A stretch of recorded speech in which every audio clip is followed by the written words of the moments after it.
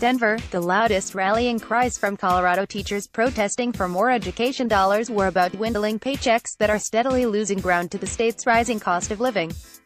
Teachers usually say a persistent funding shortage, which has cost public schools $6.6 billion since 2009, led them to walk off the job and close down schools last week. Among the biggest reasons for lagging pay is one of the least understood: the rising cost of state pensions. Colorado isn't the only state where an underfunded retirement system has played a role in a teacher uprising sweeping the U.S. In Kentucky, educators in at least 20 school districts walked out of their classrooms after the GOP-led legislature in March passed a measure reducing retirement benefits for future teachers. More, Oklahoma teachers are posting their crumbling textbooks online elsewhere. Pay and other benefits, such as health care, have been at the forefront of teachers' demands, including in Arizona, where a historic statewide strike has closed down schools for 4 days. But that doesn't mean rising pension costs are not a factor behind the scenes.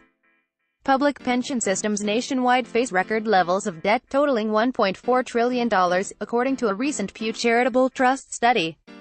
That puts downward pressure on wages and benefit checks as governments struggle to close the funding gap. It suggests the recent outcry over teacher pay could spread in coming years, whether pension costs are widely acknowledged as a driving factor or not.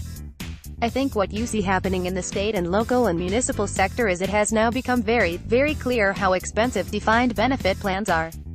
I think we're headed for a big crisis across the country, said Olivia Mitchell, executive director of the Pension Research Council at the University of Pennsylvania. Pensions are now becoming the tail that wags the government dog, if you will. In Colorado, school district payments to the public pension fund have roughly doubled since 2006, from about 10% of payroll to 20%. That has squeezed personnel budgets when the state also was cutting funding during the economic downturn. In that time, average teacher salaries have grown 21%, from $44,439 to $53,768, according to salary data from the National Education Association. But inflation in the greater Denver area has outpaced it, according to the Bureau of Labor Statistics, leaving teachers with an 8 percentage point drop in buying power. Since the recession, Colorado school districts have shed staff, frozen pay and cut programming to make ends meet. Some have shifted to 4-day weeks. Pension costs have played a role in the financial woes at Cheyenne Mountain School District in Colorado Springs, Superintendent Walt Cooper said. Since 2009, the district has shuttered an elementary school and instituted a pay freeze twice.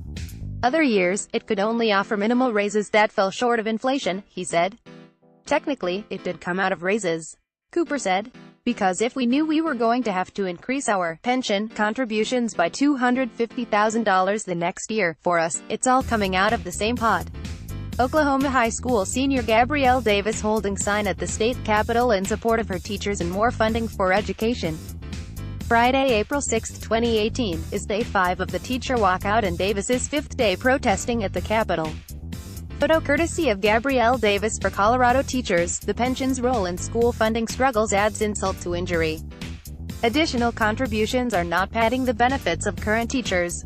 Bulk of the money that school districts spend on the Public Employees Retirement Association is paying off $32 billion in benefits previously promised to public sector retirees but never properly funded. Meanwhile, teachers are being asked to work longer hours at lower pay than their predecessors for benefits that are steadily being whittled away. Current teachers indirectly paying for their predecessors' retirement is not unique to Colorado. A 2016 study by Bellwether Education Partners found that $14 of every $20 that school districts contribute to the pension of each educator nationally are paying off unfunded debts, with just $6 going to the workers' retirement. The disparity is about twice as stark in Colorado. Just $3 of every $20 spent per teacher goes to their retirement, according to an analysis by the state retirement system. The costs of those debts are likely to get worse before they get better. Colorado's pension is among the worst funded in the U.S., and lawmakers are considering several solutions to shore it up. Democrats and Republicans disagree on what taxpayers should contribute and the extent that employees should pay in. But lawmakers on both sides agree on cutting retirement benefits more deeply. Cutting future benefits worries teachers. Public sector workers in Colorado don't receive Social Security, so proposed cuts to cost of living raises will leave them more vulnerable to inflation over time. We don't have another option. So what happens to para affects us for the rest of our lives, said Suzanne Etheredge, president of the Pueblo Education Association, whose members recently voted to authorize a strike following 3 straight years of difficult contract talks. Associated Press writer Colleen Slevin contributed to this